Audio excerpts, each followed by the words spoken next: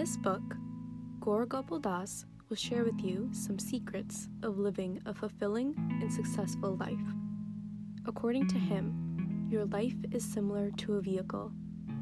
Just as a vehicle is supported by 4 wheels, your life is also supported by 4 domains: your personal life, your relationships, your work, and your social contribution. Moreover, it is important to keep in mind the steering wheel of the car, or in the case of your life, your spirituality.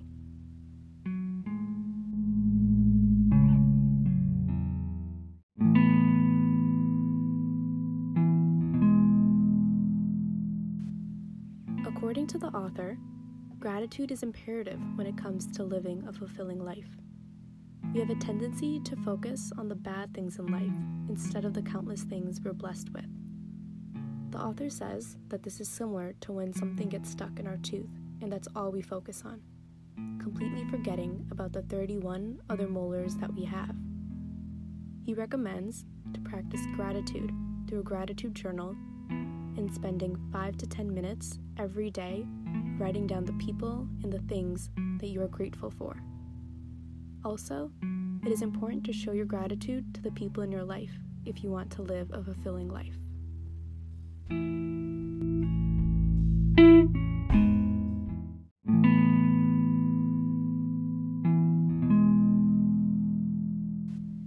According to the author, we shouldn't needlessly worry about the things we have no control over. He shares a flowchart which starts with a basic question: do I have a problem? If the answer is no, the author asks, why worry? If the answer is yes, the author asks another question: can I do something about it? If the answer is yes, the author asks, why worry? If the answer is no, the author asks again, why worry? According to the author, you don't really have a problem if you can do something about it. If there's nothing you can do about it, you needn't worry because it is out of your hands. It is better to focus on what you can control instead of needlessly worrying. Developing your spirituality and meditating also helps you better manage your worries.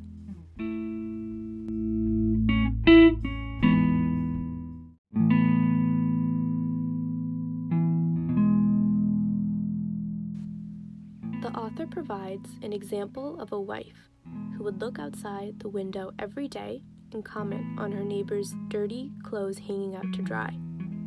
She would call her lazy and careless. One day, upon seeing the clothes clean, she remarked to her husband that someone must have washed the clothes for the lazy and careless neighbor, to which the husband politely replied that no, he had instead went out this morning and cleaned the windows of their own house. According to the author, we should be mindful of whether we are giving people the benefit of the doubt. He suggests that while we should recognize that people have both positives and negatives, we should consciously focus on their positives.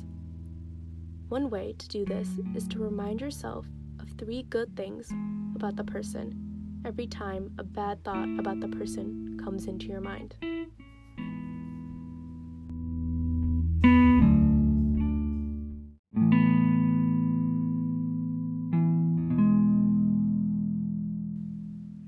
According to the author, we should first heavily invest in our relationships with others before criticizing them.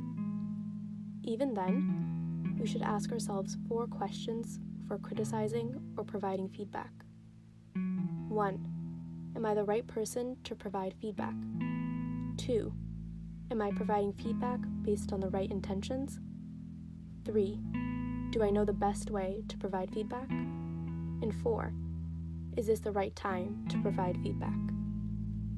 It is important to be mindful about your gestures, facial expressions, and tone of voice while providing feedback. Moreover, it is important to separate the people from the problem and objectively try to find a solution without blaming someone else.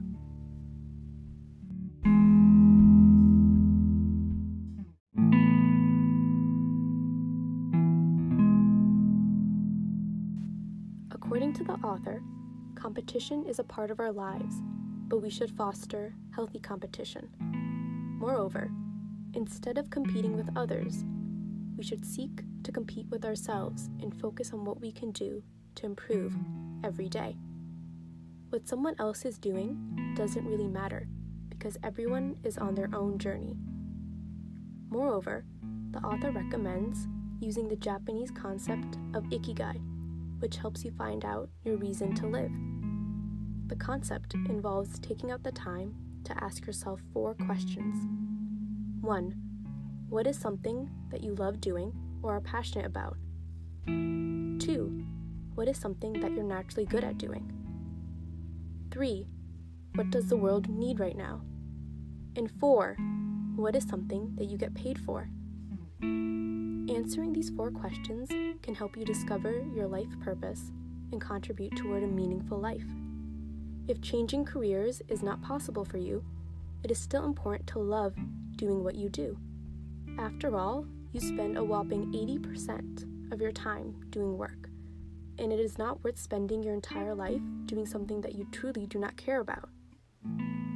At the same time, it is important to develop your life philosophy when it comes to social contribution. Are you like an ice cream with the philosophy of enjoying life thoroughly before it melts? Or are you like a candle whose philosophy is to provide light to others before it completely melts?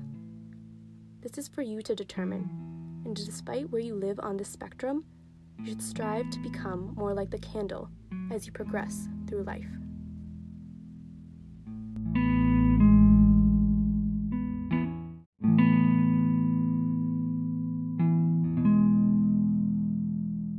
Life change begins with yourself. Work on yourself first, and then seek to change the world. Also, don't forget your family, as charity truly begins at home. And remember, to live a balanced and meaningful life, you have to take into account all 4 domains: your personal life, your work, your relationships, and your service.